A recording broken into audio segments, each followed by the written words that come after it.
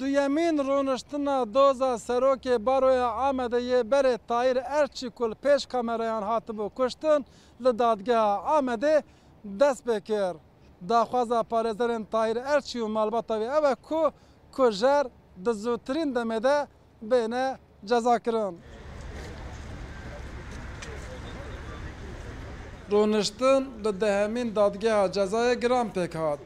Parlamenterên CHP, HDP, DBP, hevjîna Tahîr Erçî, Türkan Erçî û serokên baroyên hin bajaran jî di rûniştinê de amade bûn.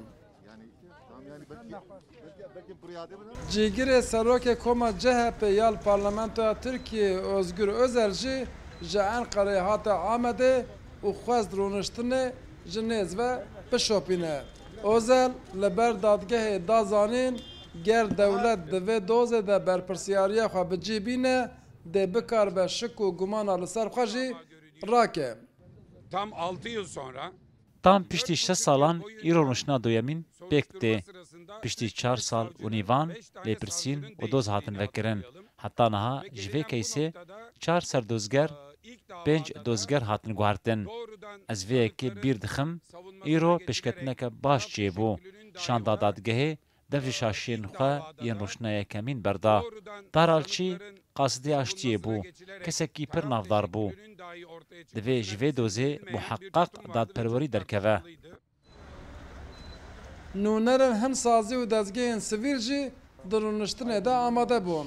Yek ji wan jî dîrektorê ragihandinê yê rêxistina Efiya Navneteweyî Tarık Beyhan bû. Li gorî nûnerê vê rêxistinê keysên wiha pir bi derengî bi encam dibin û ew hêvî dikin keysa Tahîr Erçî zûtir bi encam bibe. Sanıklar Segbis ile bağlanıyorlar maalesef ve geçen duruşmada Bertavan hêjî biriya deng û reng tevlî rûniştinê dibin mixabin. Di rûniştina berê de li ser vê sîstemê pir biçûk xuya dikirin û nedixuyan. Me nedizanî ka li wir an na. Niha piçek mezintir xuya dikin lê mixabin dîsa jî ev pirsgirêk berdewam dike. Deng naçewan û dengê wan baş nayê. Ev jî rê nade ku rûniştin baş bi rê ve biçe.